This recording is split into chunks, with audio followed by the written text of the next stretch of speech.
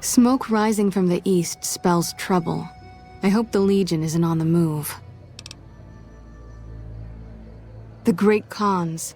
Oh, you mean those raiders that used to clash with the Vegas tribes? Yes, some years back we taught them reading, writing, basic science.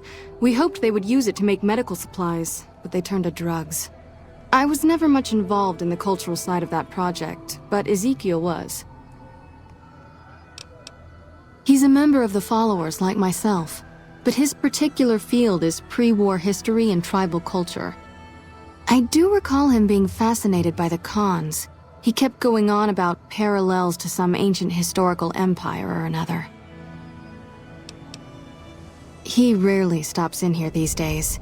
You'd do best to look for him out in the wastes east of New Vegas.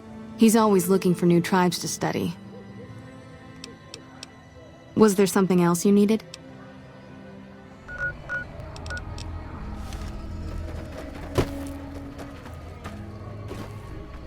You look like someone with a question. What can I do for you?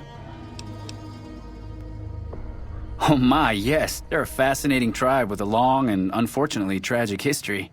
Their original incarnation, much farther out west, was almost completely wiped out by one of those itinerant heroes so common in the post-war years.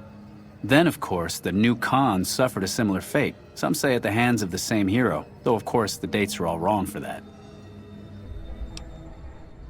Well, after they migrated to the Mojave, we established relations with them, but that soured when all they wanted was to make drugs. The NCR eventually took them down quite a bit, but the really fascinating thing about them is the origin of their culture as a whole. You see,